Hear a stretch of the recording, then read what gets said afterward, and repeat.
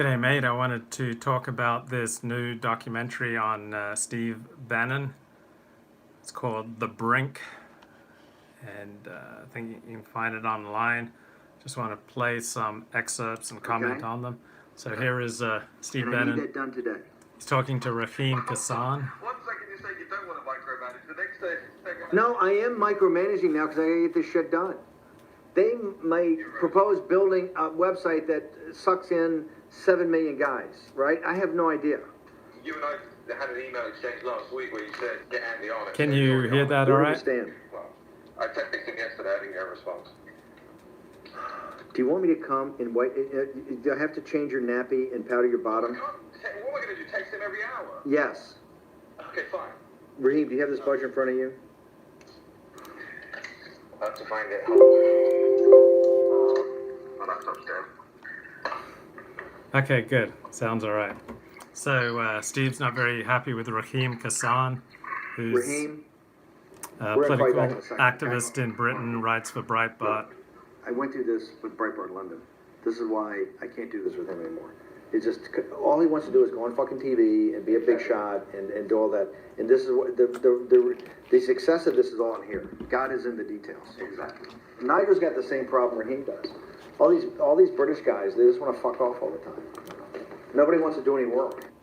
And this is kind of similar to problems that the alt-right has. Nobody wants to do any work. Everybody wants to be a thought leader and make podcasts. And Richard Spencer had this problem with Greg Conte, that Greg Conte was an employee, but he didn't really want to work for Richard Spencer. He saw himself as kind of an equal. He just wanted to think great thoughts and make podcasts. And Richard was paying him and expecting him to be an employee. The tension built and built and built, built until it exploded after an NPI conference when late at night, Richard's girlfriend and Greg's girlfriend were drinking alone in a room. They'd had too much to drink, and Richard came in and brought them water, and I think was holding his girlfriend's head to give her the water. And Greg Conte walked in and thought that Richard was having a threesome with Greg's girlfriend, and that's what happened. So back to this documentary on Steve Bannon, former head of Breitbart. And let me see if I can. How was it? Dude, Your life's about to change here, right here. Stop. Here's what's going to happen. You're now. you have $50 million for me?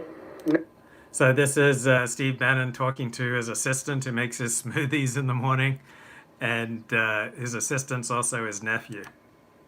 No, it's worse. That I can earn? No, you could, but you're now hit. I'm not kidding you. You're in charge of the European project. I can't do Raheem anymore. He reports to you. You saw the email. I just want to call you. He hasn't done anything. He hasn't done shit. He's taken our money. He sent his expenses, and he hasn't done anything. So this is Steve Bannon's talking to Sean Bannon, his nephew, and the documentary changes Sean Bannon's title from assistant to the movement. So Sean Bannon has moved from assistant to the movement. You shouldn't do any work. All you have to do is say, Raheem, where's this? Where's this? And every day, I want to know what Raheem does. Because right now, he's just fucking off. He's hanging out over at Morton's, smoking cigars, drinking, being a big shot, right?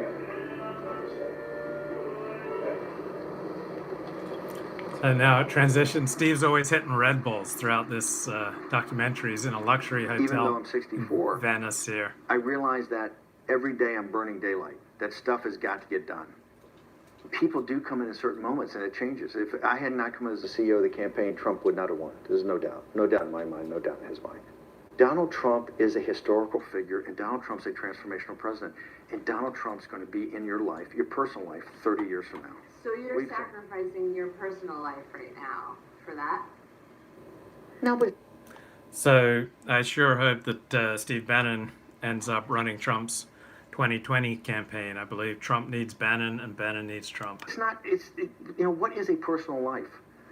All in my life, I had, dedicated to the job. I was a workaholic, and I read history and I followed politics, and I did things. Of course, I had outside activities and golf and things like that. But it's not, as you get older.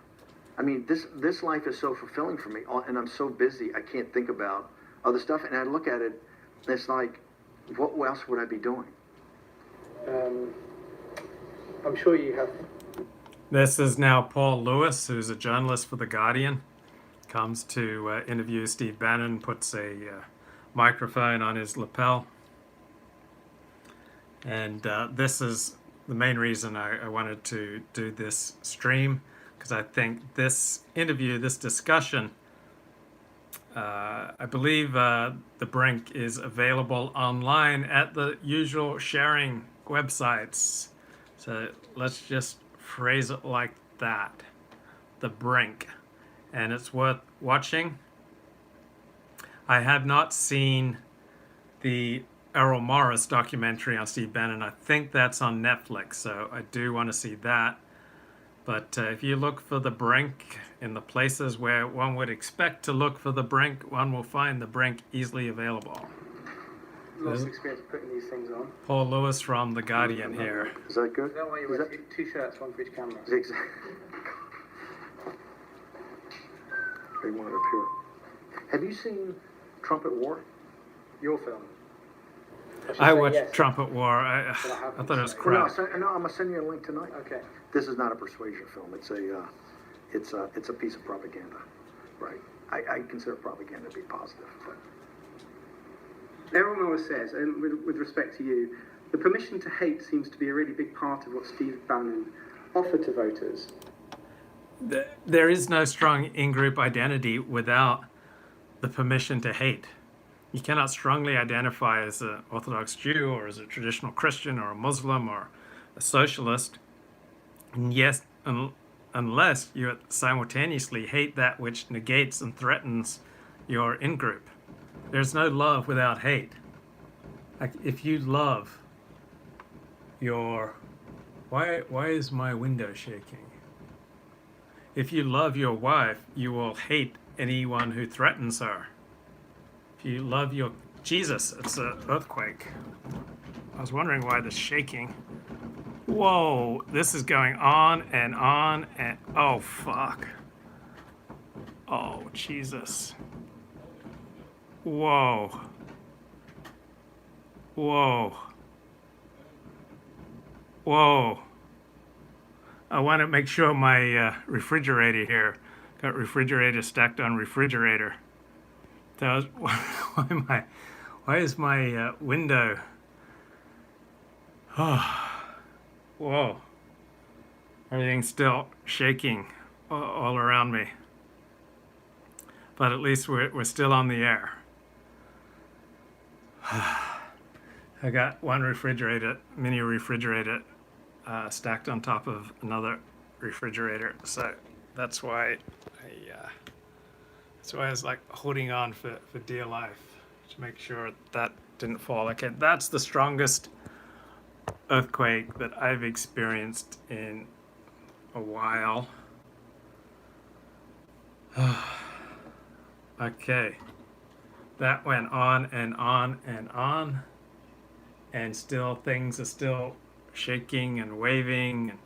I mean, that was building for 10 seconds or so before I noticed it, and then the actual earthquake that I was noticing lasted, what, 15 seconds?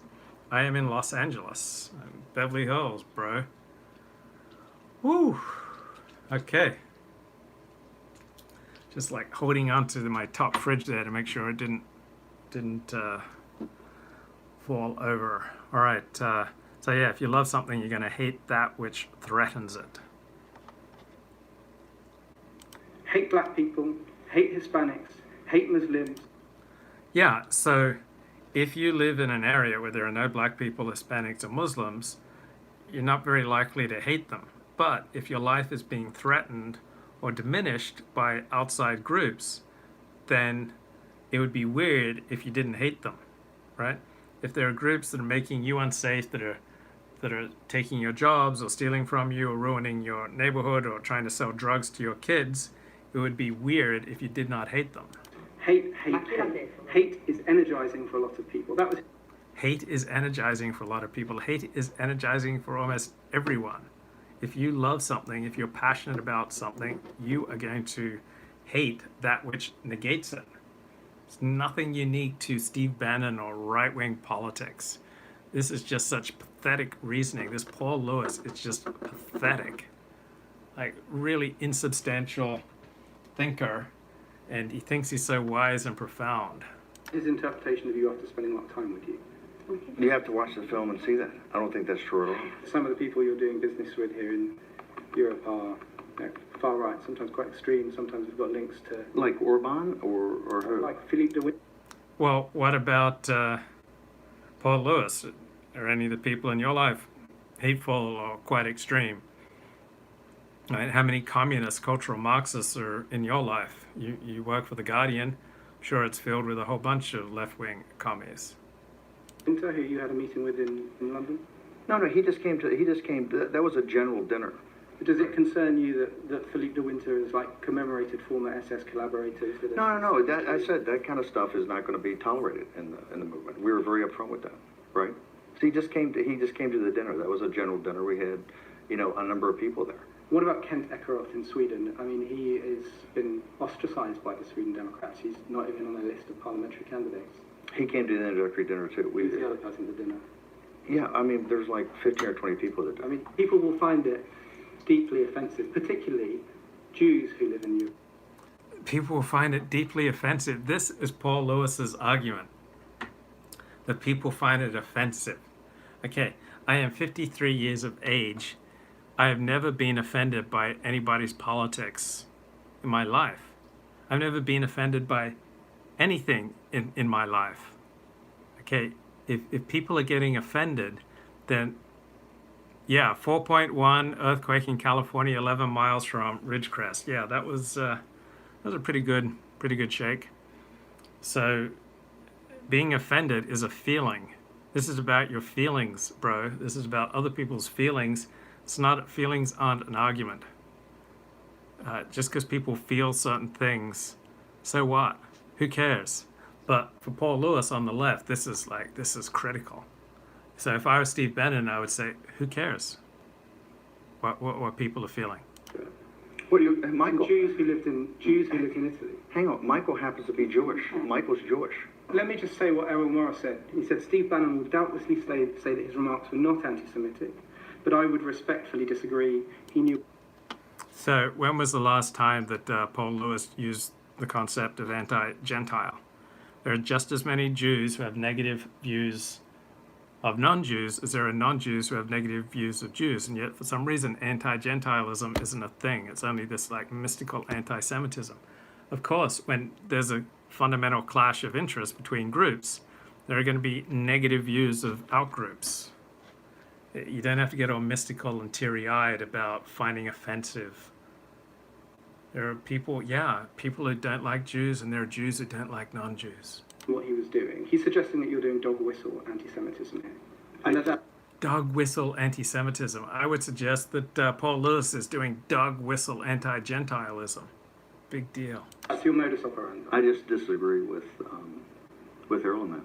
Is the term globalist an anti-Semitic? Absolutely not. Coded anti-Semitic? No, I mean, there are absolutely people who would argue that it is. George Soros, I mean, that is widely accepted as an anti-Semitic trope. The suggest. See all these weasel words? You can see like how low, what a low level Paul Lewis is thinking is at. He's got to use all these weasel words. It's widely accepted that criticizing George Soros is anti-Semitic. You're not even allowed to criticize Jews in Paul Lewis's thinking, because if you criticize an individual Jew, that is anti-Semitic. If you criticize globalism,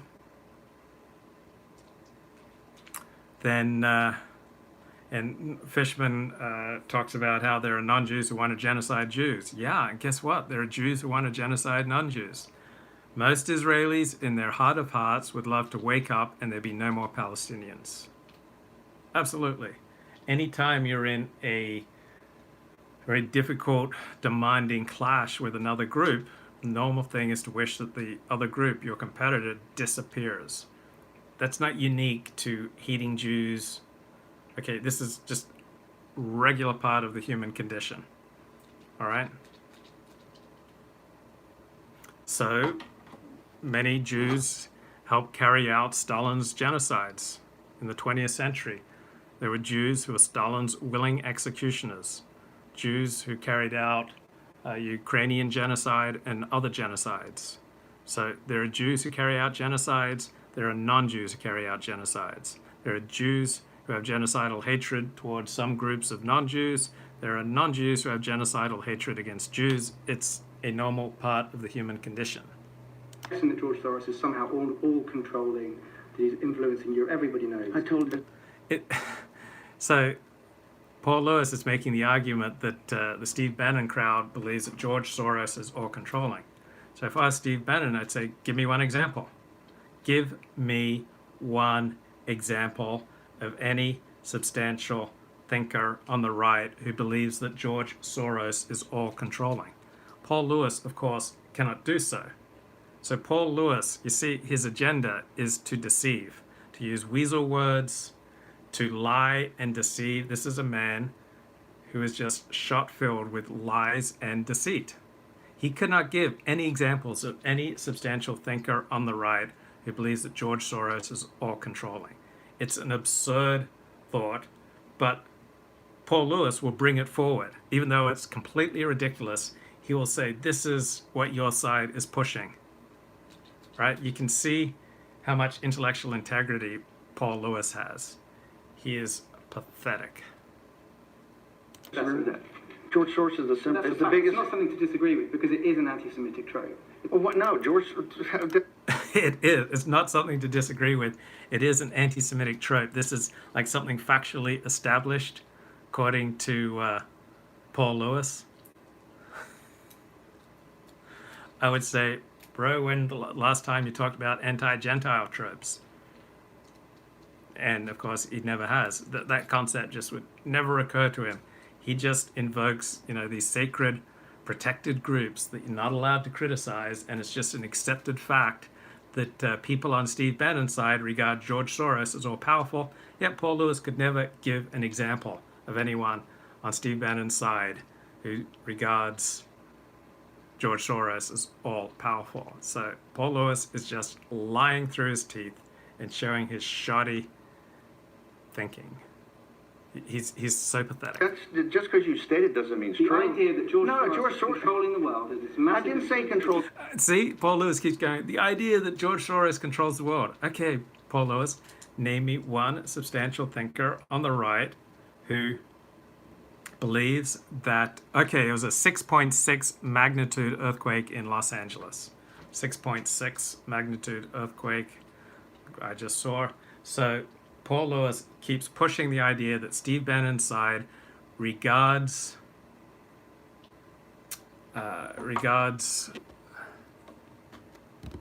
George Soros as all-powerful. Reality, nobody, a substantial thinker on the right regards George Soros as all-powerful. It's an obviously absurd point, but Paul Lewis keeps repeating this completely absurd point. Right? That's who Paul Lewis is. His interview technique is to repeat absurd, nasty lies. That's how he operates. He pushes absurd, nasty lies. I said he's the financier and back of the NGO. So you're unaware that many people will read that as being a nod and a wink toward anti-Semitism. Oh, wow. To criticize a Jewish financier of left-wing causes is a nod and a wink to anti-Semitism.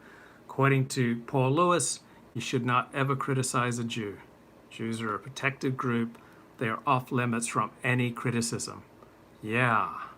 There won't be any backlash to that.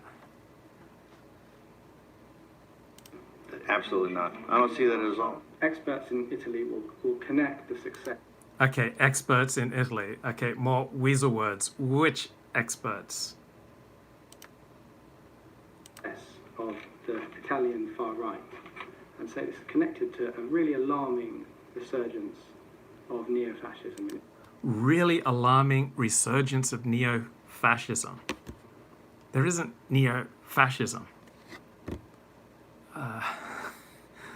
Neo-fascism is just a weasel word. It's just a term that you can use for anyone whose right-wing politics you don't like. Just call it some horrible sounding word which sounds specific, but upon examination doesn't have any meaning. That is Paul Lewis's.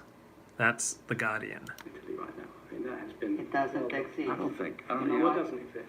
They built all this story about the fascism was This is coming Giorgia back. Meloni, leader of the So Brothers to of a lot Italy. of people, so they were voting for the left. You know what? You should come in Italy and look at what we are doing every day. Okay, let me ask about your party secretary, Francesco Minutilli. He had a manifesto, an objection to Islamic people. He said Adolf Hitler was his uncle, and that fascism was, quote, the best period in Italian history. Wow, so did Paul Lewis ever say anything politically incorrect? Did Paul Lewis ever say anything that would be embarrassing if repeated in a different context?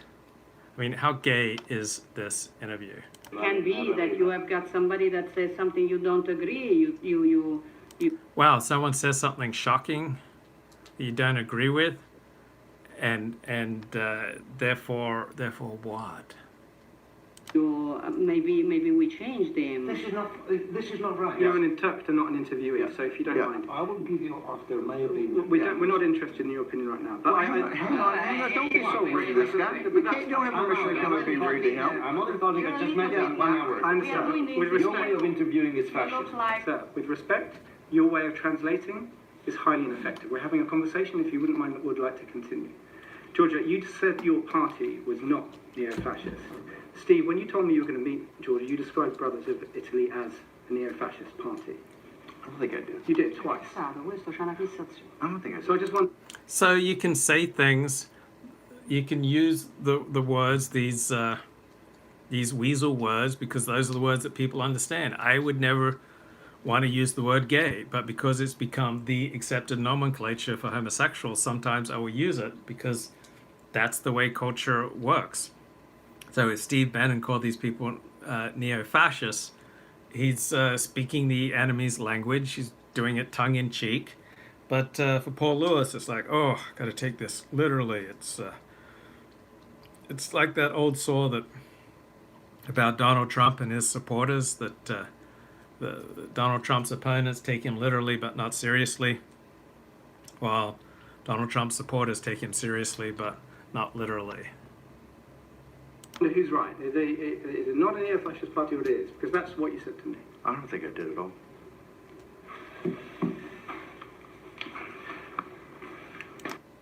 And so is it a neo-fascist party or is it not? It's just a weasel term. Is Paul Lewis a cultural Marxist or not? You know, is Paul Lewis a communist or not? It depends on your definition of Marxist, cultural Marxist, or communist. Neo-fascist is elastic. It's a typical weasel word. You can expand its meaning for almost any form of right-wing politics. So it's a weasel word. You can't possibly believe those are dog whistles. You can't possibly believe those are dog whistles. Do you know, I think you, I genuinely don't think you could not believe that they are. Oh my God, God, come on, dude. And I don't sort of think it's a trivial sort of jokey thing, and that you do the sort of smirk. Oh, see how upset Paul Lewis is? Sort of uncomfortable for me, because It's uncomfortable for him. And this is an argument that because he emotionally feels uncomfortable, to him, to Paul Lewis, this is like such a powerful argument that people may feel uncomfortable with your politics. Well, Paul Lewis is like, he's emotionally distraught. The idea of someone else having this different form of politics from him. I've never been emotionally distraught by anyone's politics. I've never been offended by anyone's politics. But for Paul Lewis, this is a trump card because he feels uncomfortable. Therefore, the other person must change. Therefore, the other person is bad because Paul Lewis feels uncomfortable. If someone feels uncomfortable in the Paul Lewis, the Guardian frame of thinking, therefore, there must be a change. Therefore, Anyone making them uncomfortable is therefore Hitler. That's essentially the Guardian and the Paul Lewis perspective. Oh, I did, but I think serious offensive dog whistle. Oh, it's seriously offensive dog whistling. Okay, offensive is entirely subjective. It's about your feelings, bro. If you're not able to handle your feelings, that's between you and your psychiatrist. It is not up to anyone else to change their politics because you find their politics seriously offensive dog whistling.